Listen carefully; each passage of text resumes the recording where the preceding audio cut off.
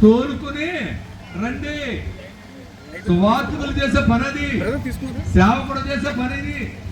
దాన్ని కట్లు పెట్టి తీసుకురండి. ఎవరైనా అడిగితే ఎవరికి కావాలి? ప్రభువు కావాలి. ప్రభుకు త్రాగుబోతులు కావాలి, ప్రభుకు యవనస్తులు కావాలి, ప్రభుకు వ్యభిచారులు కావాలి, ప్రభుకు దొంగలు కావాలి. నీతిమంతులు అక్కర్లేదని ఆయన చెప్పాడన్నమాట.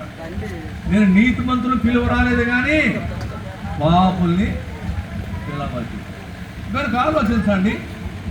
అవి ఒకవేళ మతకట్లు కావచ్చు, కులకట్లు కావచ్చు, మతకట్లు, కులకట్లు, సంఘకట్లు, అన్ని కట్ల చేత సంఘము నేడు బంధింపబడి ఉంది.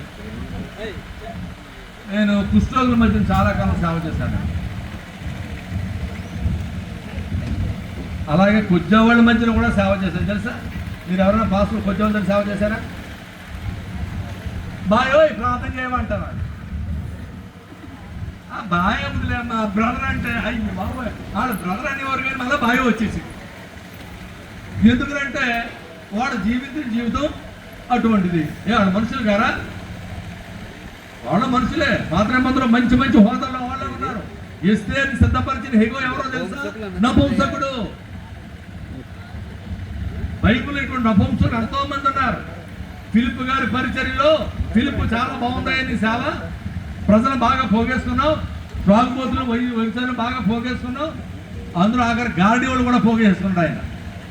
కానీ ఫిలిప్కి సువార్త సత్యం తెలియదు.